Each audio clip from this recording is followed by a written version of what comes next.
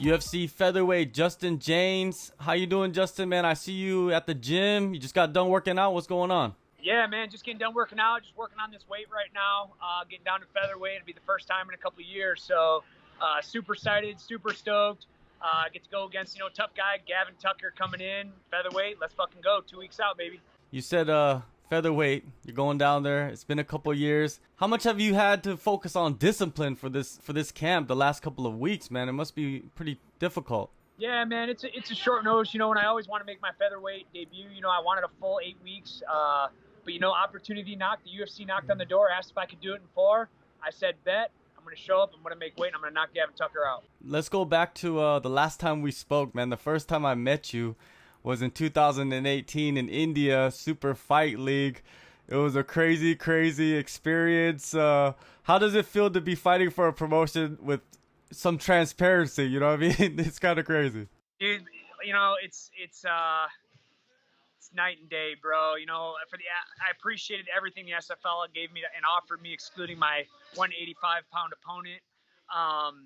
But fighting for the UFC, it's the biggest, best organization in the world. And you know what? Everything is handled for me. All I have to focus on is fighting and training. Everything else is handled either by my management team, Iridium Sports, Jason House, or by the UFC, man. So it's a big weight off the shoulders, to say the least. Definitely, man. Well, I guess that experience back then and your other experiences throughout the years have allowed you to kind of take anything head on, pretty much, if anything happens in the UFC. Yeah, man, and that's I like crediting that too. I credit to experience, bro. Like, yeah, I've been through some bad times. When I fought for the SFL, I had my opponent drop out the week of the fight, and they offered me that 185-pound guy, Sammy, Abdul Sammy, and I was like, dude, I'm not fighting. This guy's at 185. I'm 5'7", bro. Like, you don't have to fight him, but you don't get paid if you don't. Well, I didn't have any money, so I had to get in there and scrap with, a freaking tough guy, and I think he's like 6-1 now. It's wasn't a great thing, but I'm glad it's over, and I'm glad we got through it, and here we are. I wouldn't change my story to save for anything. So yeah, man, it's all part of your journey, your debut. 5 days, I don't even know, 3 days. You just came in. 30 hours, man. They called me late Wednesday night.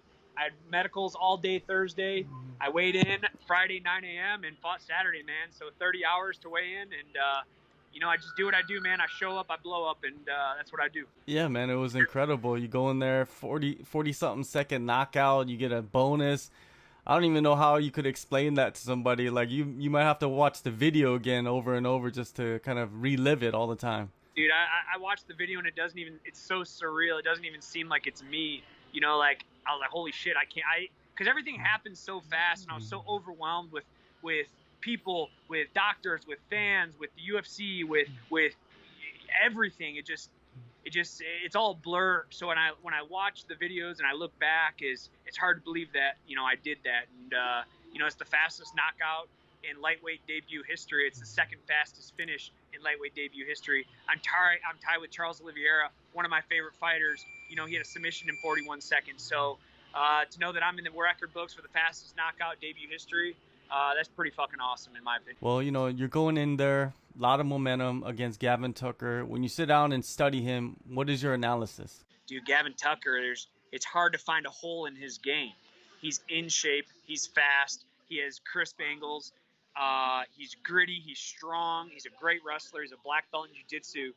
I'm just going to have to find the cracks, man. If you look at him as a whole, he doesn't have any. But you know what? I'm going to get in his face. I'm going to find some cracks. I'm going to break his foundation. I'm going to break Gavin Tucker on August 8th. Is momentum the key factor in this fight coming up? Do you feel like he's been out for a little bit? You just fought a couple months, not even a couple months ago, less than 2 months ago. Is that something that's going to, you're going to be riding high pretty much? I don't believe in momentum, man. I had a year layoff before I fought, Camacho, and a lot of people are asking, like, oh, man, you've been out for a year.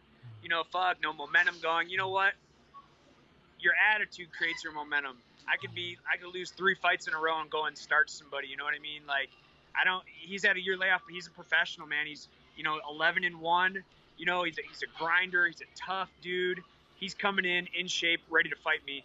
I don't feel I have any momentum. I just have a more recent fight than he does. I don't consider it momentum. Like I said, my last fight was May 31st of 2019, and I go in there and I start, Frank Camacho in 41 seconds. I don't think it was momentum. I think I just had a mission I set up and I achieved. And, I know he has the same mission right now. And we'll see who has a better game plan. So what are the steps you're taking to get your weight down and to be able to perform at your best? Just diet, man. It's a big weight cut in 4 weeks. But like I said, I don't turn down opportunity. A lot of people are like, oh, man, Frank Camacho, 7-fight UFC vet. You're going to take him on 30 hours. You're fucking nuts. It's like, nope. Opportunity knocks. I answer the door, man. Win or lose, I'm putting it all on the line. I'm emptying the gas tank, and I'm putting my whole life trying to, hurt or KO Gavin Tucker. Did you even take a break after the Camacho fight, or were you right back in the gym? I had a gnarly cut on my forehead. I don't know if you can still see it. Okay. So I had stitches up there for, a week or so. I went home, visited some family, and, kind of relaxed a little bit. But I was at the bar drinking beer when my manager called and said, all right, we're ready to go. I said, bet. I told him, I said, don't even ask if I want to fight. Just assume that I'm going to say yes. If it's the proper amount of time to make weight, I'm showing up. When you went back home after your debut, how was that? It was surreal, man. Like,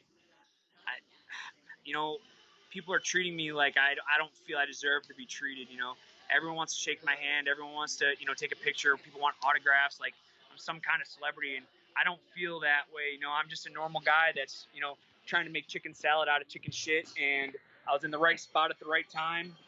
And, I'm nothing special, man. I'm just an average guy that, put it all on the line. I went out there and did what I did.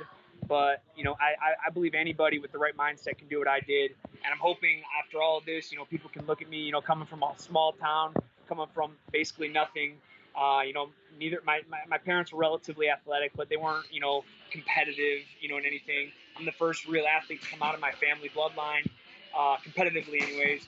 And, I just to go to show people that, you set your mind to something, you can show up and do it. And, I don't feel that I'm a celebrity or better than anybody else. I just got lucky at the right time, and things worked out the way they did. How much of an advantage has it been living in Vegas to further your career? Would you recommend all fighters right now during this pandemic to move to Vegas and wait for their shot? I wouldn't recommend it all. I mean, I've been here 10 years. I didn't move out here because of COVID. I've been in Extreme Couture since 2009. And, I just, when I graduated college, I knew what my goal was. My family knew what my goal was. I'm college educated. I got a bachelor's degree in sport and fitness management. I moved out here with the goal to get in the UFC. I thought I could do it a lot quicker than I did. Like I said, I've been out here for 10 years, taking lumps, taking, injuries and shit. It's been a long journey, man. Everybody's different. I just happen to find my niche at Extreme Couture, and I wouldn't recommend it to anybody. I mean, I know a lot of guys that have come out here with me. They followed me out here. I'm not going to name any names because I don't want to say anybody's failed or anything, but after a year or two, they realize that, hey, look, I haven't got the call. I'm not making any money, and they end up moving back. And there's probably been half dozen guys that have done that, or stayed in Vegas but retired from MMA just because of the money. You have to understand, the last 10 years, I've made less than $20,000 a year up until this fight because I've sacrificed. I've basically sold my soul to the devil that it's all or nothing. I'm either getting there or I'm going to make 20 grand until I do, and fortunately I came out, knocked Frank out, and got my 80K bonus or 50K bonus, and here we are talking today. I love it, man. Who are some of the key figures throughout your time, throughout that 10 years in Vegas that kind of steered you back into the direction you need to go to get signed by the UFC? Man, Dennis Davis has been my head coach at Extreme Couture for almost over 10 years now. He's traveled to Michigan for all my pro fights, for amateur fights. He stayed at my house, my family's house. If I had to say one person, it'd be Dennis Davis, man. I can't thank him enough. Keeping me diligent, keeping me motivated. When I have these days or months, so, when I go into like a depression state, like, dude, what the fuck am I doing? Roman Isbell, the guy, you see him back here in the green shirt, working with me every day, making sure I'm at the gym 10 a.m., when I don't want to be. And, I've even, bluffed him out a couple times, like not show up or blew him off. I should say blow him off, but just totally forget about training. He'll fucking come wake me up, Andrew Jacoby, again, keeping my weight low, keeping me diligent about training, man. I got the best training partners and the best coaching staff there is in the game.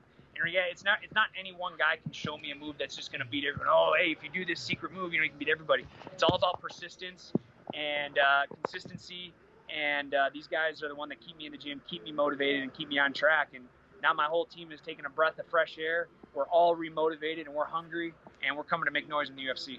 What is the goal for you, you know, with your UFC career? Is it to become a champion, or is it to become a fighter that fan favorite, you know, make money? What is the goal for you? Man, my goal is just to have a long career, you know, whatever that entails. You know, I guess, you know, I set small goals. You know, like my goal originally 10 years ago was to get in the UFC.